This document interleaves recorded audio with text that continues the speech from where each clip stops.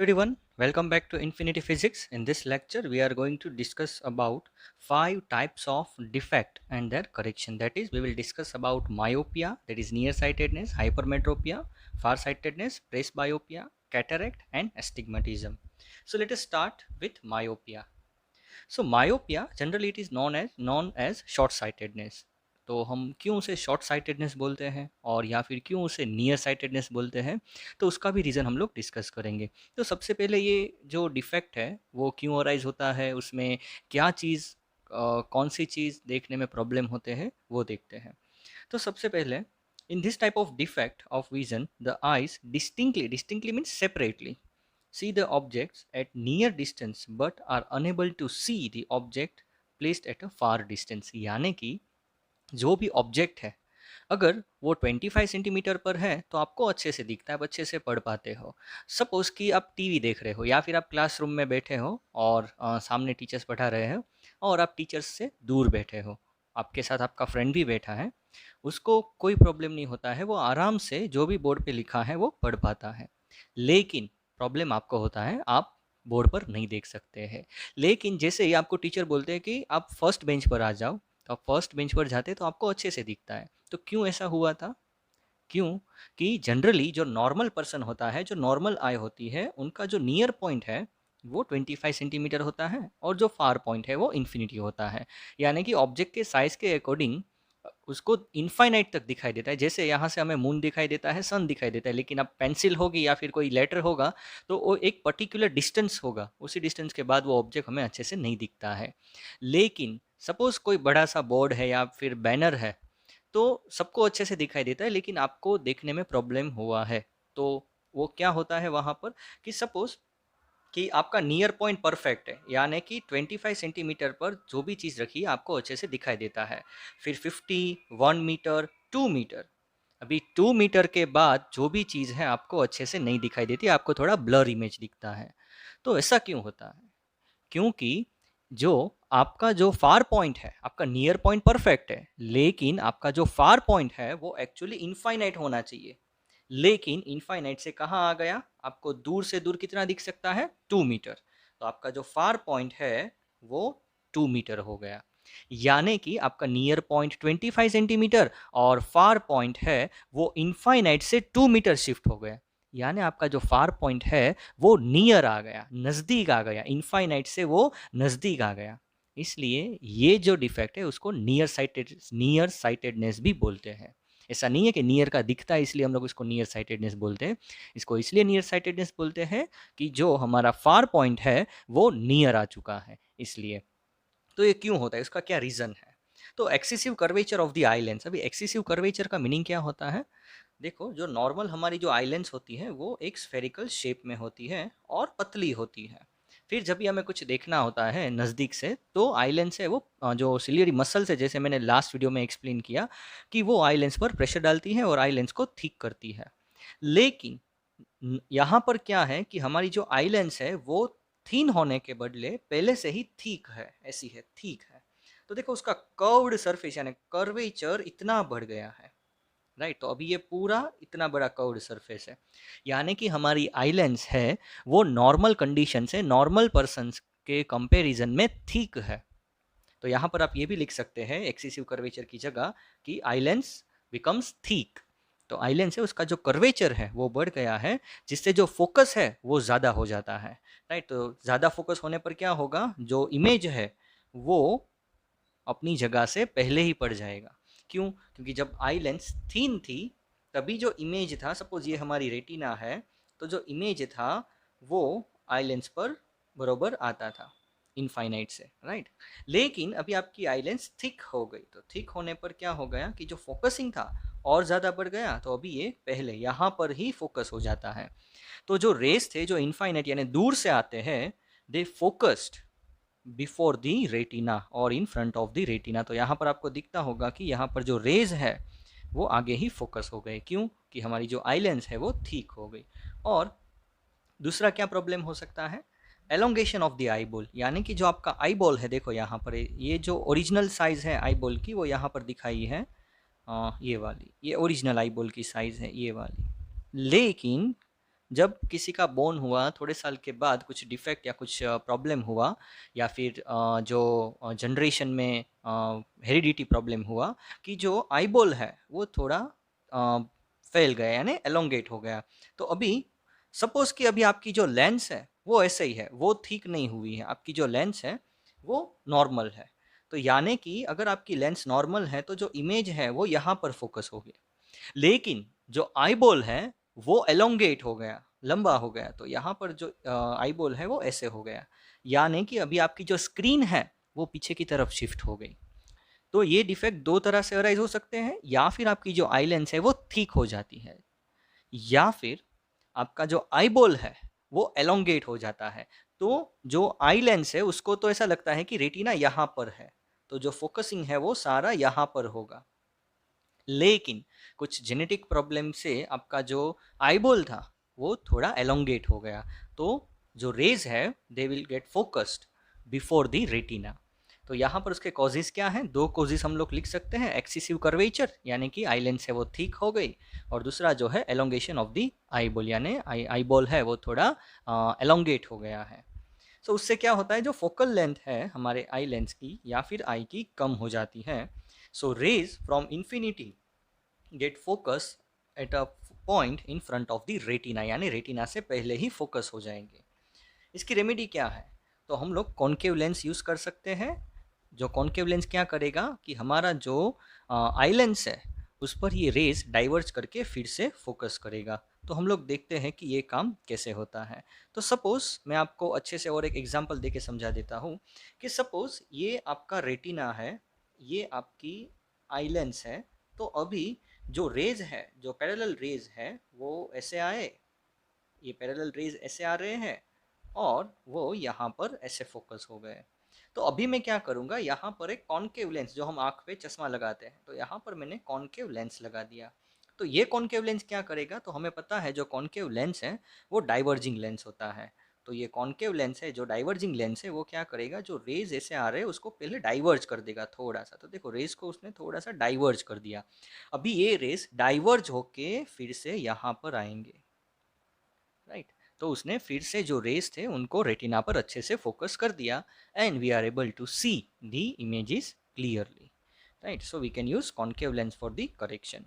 इसका totally opposite जो है वो है हमारा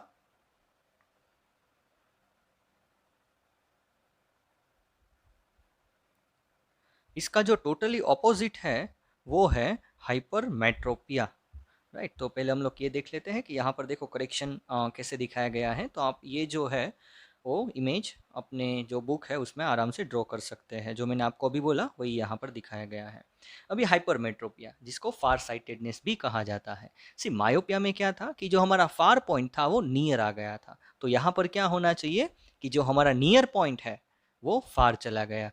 यानी कि आप अगर अपनी जो बुक है उसको 25 सेंटीमीटर पर रख के पढ़ना चाहते हैं तो आपको आई पर स्ट्रेस होता है या फिर आपको जो हेडेक होने लगता है, तो आप क्या करते हैं, जो बुक है उसको थोड़ा दूर रखते हैं, 25 सेंटीमीटर से आप दूर रखते हैं। यानी कि नज़दीक से देखने में आपको प्रॉब्लम हो रही है, आपको ब्लर दिख रहा है, हेडेक हो रहा है, लेकिन जैसे आप दूर से देखते हैं तो आपको कोई प्रॉब्लम नहीं होती है। तो उसका मीनिंग क्या हो गया कि सपोज आपको 25 सेंटीमीटर, जो नॉर्मल पर्सन का नियर पॉइंट होता है वो 25 सेंटीमीटर होता है, तो 25 से देखने में आपको कुछ प्रॉब्लम नहीं हो रही है। लेकिन लेकिन जैसे ही आप क्या करते हैं, जो आपने जो ऑब्जेक्ट है उसको शिफ्ट किया, कहाँ शिफ्ट किया, सपोज आपने 50 सेंटीमीटर पर शिफ्ट किया यानी बुक को, तो आपको अच्छे से क्लियरली दिख रहा है। उसका मतलब क्या हो गया कि आप जब 25 से 0 के बीच कुछ भी रखते हो तो आपको क्लियर नहीं दिखता है। लेकिन आप, यानी कि आप ऐसा भी बोल सकते हैं कि आप जब 25 यहाँ पर मैं लिख देता हूँ कि जब आप 25 से 50 के बीच, हमारा जो नियर पॉइंट होता है नॉर्मल पर्सन का वो कितना होता है 25। तो जब आप 25 से 50 के बीच जब ऑब्जेक्ट रखते हैं तो आपको कुछ अच्छे से नहीं दिखता है, स्ट्रेस होता है आई पे, हेडेक होता है और थोड़ा ब्लर भी दिखता है। तो आप क्या करेंगे, जो ऑब्जेक्ट है उसको या फिर बुक है उसको आप 50 सेंटीमीटर से दूर रखेंगे। तो यानी कि आपका जो नियरेस्ट पॉइंट है जहां से आपको अच्छे से दिखे वो कितना हो गया अभी 50। नॉर्मली कितना होता है 25। आप 25 पर रखते हैं तो नहीं दिखता है, 30 पर नहीं दिखता है, लेकिन आपको 50 पर अच्छे से दिखता है। यानी कि आप जब 50 से नियर रखते हो तो अच्छे से नहीं दिखता है, प्रॉब्लम होती है। 50 से दूर रखते हो तो अच्छे से दिखता है। यानी कि आपका जो नियर पॉइंट है 25 सेंटीमीटर होना चाहिए, उसके बदले 50 हो गया। यानी कि आपका नियर पॉइंट है वो फार चला गया, इसलिए इसको हम लोग फार साइटेडनेस भी कहते हैं। So in this type of defect the eyes distinctly see the object placed at a far distance। यानी अगर फार रखा है इनफाइनाइट से, सपोज मैंने यहाँ पर एग्जांपल 50 लिया था, तो इनफाइनाइट से 50 सेंटीमीटर के बीच जो भी ऑब्जेक्ट आपने रखा है आपको अच्छे से दिखता है, right, according to their size. लेकिन आप 25 से 50 के बीच रखते हैं तो कोई भी ऑब्जेक्ट हो आपको देखने में प्रॉब्लम होता है। यानी कि आपको नियर का अच्छे से नहीं दिखता है, लेकिन दूर का अच्छे से दिखता है। जैसे आप कहीं का जो नियर पॉइंट है वो 1 मीटर या 2 मीटर तक भी शिफ्ट हो सकता है, राइट। तो इसके कॉजेस क्या है? Focal length of the eye ball is too long. यानी कि हमारी जो आई लेंस है वो थिन रहती है, थिक नहीं होती है। हम जब भी कोई चीज़ नज़दीक से देखते हैं तो जो सिलियरी मसल्स है वो आई लेंस पर प्रेशर बनाते हैं और हमारी जो आई लेंस है वो थिक हो जाती है। लेकिन यहाँ पर जो सिलियरी मसल्स है वो प्रेशर नहीं बना पाती है, तो क्या होता है, या फिर हमारा जो आई बॉल है वो हार्ड हो जाता है, आई लेंस सॉरी, जो आई लेंस है वो हार्ड हो जाती है। तो आई लेंस जब हार्ड हो जाती है, राइट, तो सिलियरी मसल्स है वो प्रेशर नहीं बना पाता है और जो लेंस है, हमारी जो क्रिस्टलाइन लेंस है वो थिक नहीं हो पाती है। तो जो हमारी लेंस है वो थिन ही रह जाती है, थिक नहीं हो पाती है। क्यों? नज़दीक का देखना होता है, तभी हमारी जो आई लेंस है वो थिक होनी चाहिए। मैंने आपको एक स्लाइड में दिखाया था, आपको याद होगा, नहीं याद है तो हम लोग फिर से देख लेते हैं।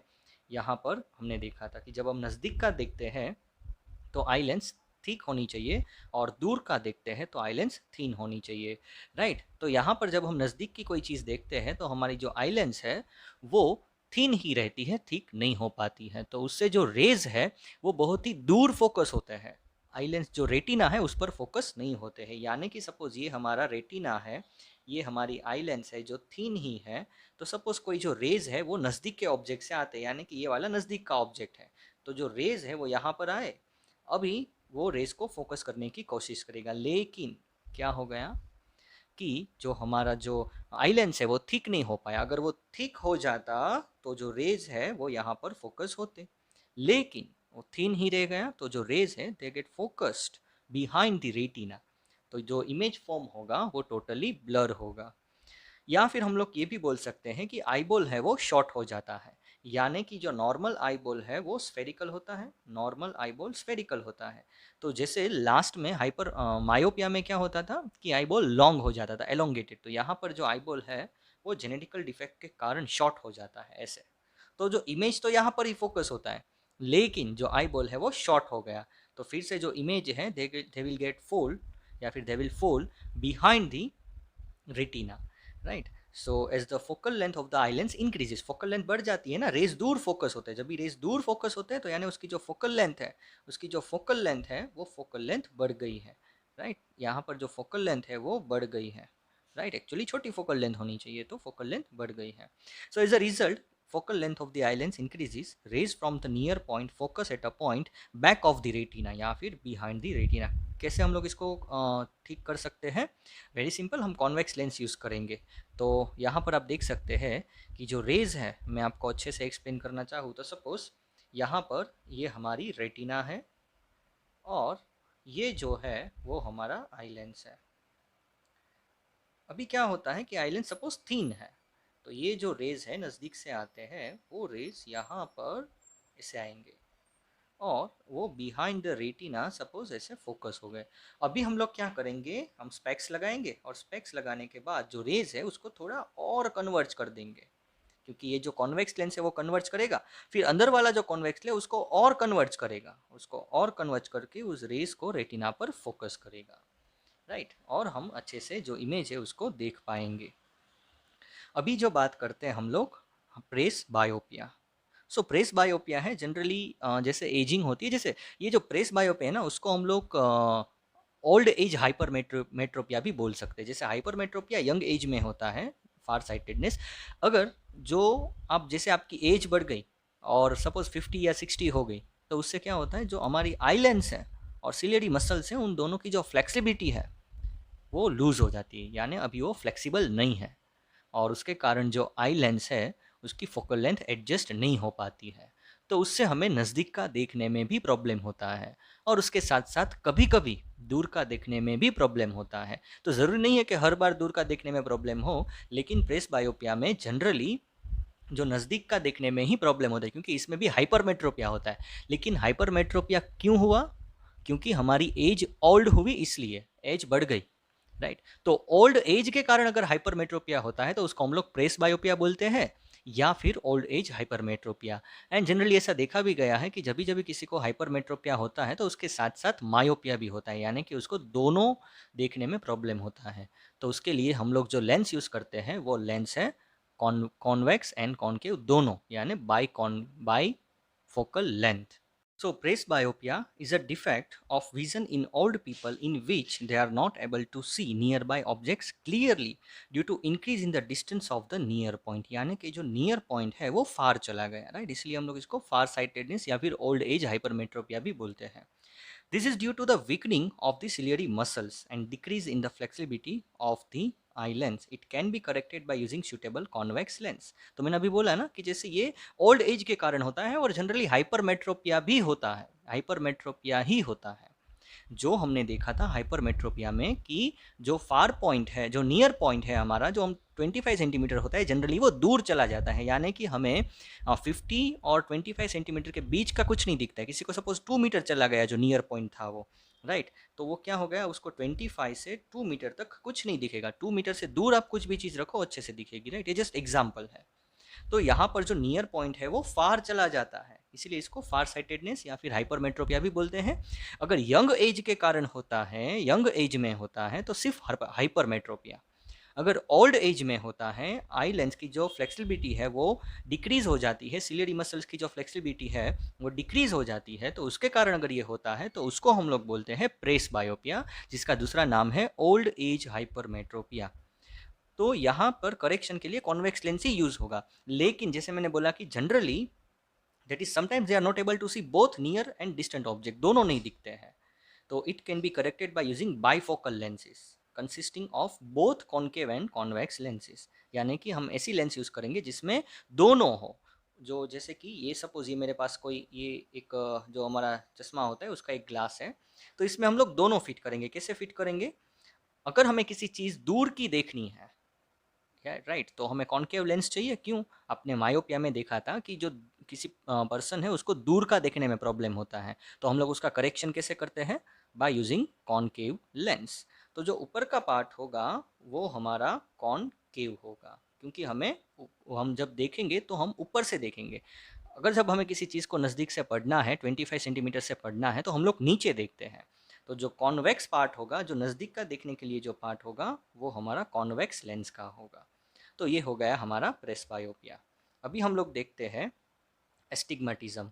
Very simple, right. एस्टिग्मेटिज्म क्या होता है कि जनरली हम लोग बात करें तो एस्टिग्मेटिज्म के अंदर रेज है वो लेंस पे ही फोकस होते हैं, सॉरी रेटिना पर ही फोकस होते हैं। जो रेज लेंस के थ्रू पास होके आते हैं वो रेटिना पर ही फोकस होते हैं। लेकिन फोकसिंग कैसा होता है कि जो रेज है वो फेल जाते हैं। रेटिना पर एक पॉइंट पर फोकस होने चाहिए, सारे रेज है वो एक पॉइंट पर फोकस होने चाहिए। तो एक पॉइंट पर फोकस होने के बदले ये क्या होता है, देखो आप यहाँ पर अच्छे से देख पाएंगे कि जो रेज है वो पूरे फेल गए हैं रेटिना पर। ये पूरी रेटिना है, ये जो आपको स्क्रीन यहाँ पर दिख रही है वो रेटिना है। तो जो रेज है वो देखो यहाँ पर कुछ फोकसिंग हुआ है, कुछ फोकसिंग यहाँ पर हुआ है, कुछ फोकसिंग यहाँ पर हुआ है। तो जो रेज है वो अच्छे से फोकस नहीं होते हैं। तो इससे क्या होता है कि जो पर्सन है उसको या फिर कुछ चीज़ की हाइट या फिर कुछ जो चीज़ है उसकी थिकनेस देखने में प्रॉब्लम होता है, यानी कि हॉरिजॉन्टल और वर्टिकल लाइंस देखने में प्रॉब्लम होता है। जैसे कि सपोज कोई पर्सन है, तो ये उसके लिए एक नॉर्मल पर्सन के लिए ये सपोज मेरे पास एक वर्टिकल लाइन है और ये मेरी जो है वो हॉरिजॉन्टल लाइन है। तो अगर ये पर्सन को एस्टिग्मेटिज्म है तो उसको ये जो लाइन है, वर्टिकल लाइन है या फिर हॉरिजॉन्टल, दोनों में से कोई एक लाइन है उसको डिस्टोर्ट यानी कि थोड़ी सी झुकी हुई या फिर मुड़ी हुई दिखेगी। यानी कि उसको ऐसे भी दिख सकती है ये लाइन जो सीधी है लेकिन उसको अच्छे से नहीं दिखेगी, उसको डिस्टोर्ट हुई दिखेगी। तो ये उसको वर्टिकल चीज़ या हॉरिजॉन्टल चीज़ यानी कि शेप्स देखने में प्रॉब्लम हो सकता है, तो इसको बोलते हैं एस्टिग्मेटिज्म। तो ये क्यों होता है? तो हमारी जो कॉर्निया है, उसका कॉर्निया का जो एक्चुअल शेप है वो स्फेरिकल होना चाहिए, यानी कि ये जो आगे का पार्ट है ना, ये वाला कॉर्निया का जो शेप है वो एकदम ऐसे ये जो एग है, एग जैसा नहीं होना चाहिए। वो कैसा होना चाहिए? एकदम स्फेरिकल शेप होना चाहिए। तो यहाँ पर अगर कोई पर्सन है जिसका जो आई जो कॉर्निया है, अगर कॉर्निया का जो शेप है वो अंडे जैसा या फिर एग जैसा हो जाता है, यानी कि परफेक्ट स्फीयर नहीं होता है, तो उसी केस में उसकी जो आई है उसमें दो या दो से ज़्यादा फोकस पॉइंट बन जाते हैं जहाँ पर रेज फोकस होता है, राइट। तो ये हो गया एस्टिग्मेटिज्म। अब हम लास्ट देखते हैं कैटरेक्ट, राइट। और एस्टिग्मेटिज्म का ये दूसरा पिक्चर है। यहाँ पर देखो, आपको दिख रहा है कि ये जो फ्लावर है, क्या हो गया, वो कहाँ पर फोकस होता है? एक्चुअली एक ही जगह पर फोकस होना चाहिए, लेकिन उसके हमें दो दो इमेज मिलते हैं, दो दो इमेज मिलेंगे उसके। तो दो इमेज के कारण क्या हो जाएगा, या फिर एक इमेज मिलेगा। देखो यहाँ पर आपको दिख रहा होगा, ये तो इसको मैं थोड़ा जूम कर देता हूँ। तो देखो, एक इमेज है, इसका हमें बड़ा फ्लावर मिला और एक छोटा मिला। तो इससे क्या होता है, दोनों इमेज एक दूसरे से ओवरलैप होते हैं, और ओवरलैप होने के कारण यहाँ पर जो इमेज है वो ब्लर हो जाता है, और ब्लर इमेज से जो ऑब्जेक्ट की साइज है या हाइट है, राइट, वो डिस्टॉर्ट हो जाती है, यानी हमें परफेक्ट साइज या फिर शेप नहीं दिखता है। और इसको कैसे करेक्ट किया जाता है? To correct this defect we use cylindrical lens. Cylindrical lens आते हैं ऐसे वाले, वो यूज किए जाते हैं, यानी आपको देखने से नहीं पता चलेगा कि सिलिंड्रिकल है। तो कैटरेक्ट में क्या होता है? तो the crystalline lens of the people at old age becomes milky and cloudy. तो आपने कहीं सारे जो ओल्ड एज पर्सन है, आपने देखा होगा कि वो काला चश्मा लगाते हैं। क्यों? क्योंकि उसका ऑपरेशन किया जाता है। उसको गुजराती या हिंदी में मोतिया भी बोलते हैं, राइट। तो वो होता है कैटरेक्ट। तो क्या होता है, यहाँ पर देखो एक क्लाउडी लेयर फॉर्म हो जाता है, यहाँ पर आईलेंड से उस पर एक क्लाउडी लेयर, जैसे हम लोग शार बोलते हैं, तो वैसे एक यहाँ पर क्लाउडी लेयर फॉर्म हो जाती है। वो क्लाउडी लेयर होने से जो जिस पर्सन को ये हुआ है उसको देखने में प्रॉब्लम होता है। So this condition is called cataract. This causes partial और कंप्लीट लॉस ऑफ विजन, यानी कि आपको या फिर थोड़ा सा ब्लर दिखेगा या फिर कुछ दिखेगा ही नहीं। सो इसको कैसे करेक्ट किया जाता है? By surgery. So I hope आपको ये लेक्चर में मोस्टली सारे डिफेक्ट और उसके करेक्शन समझ में आ गए होंगे। अगर आपको कुछ डाउट है या फिर कुछ सजेशन है तो आप कमेंट सेक्शन में लिख सकते हैं। Have a nice day.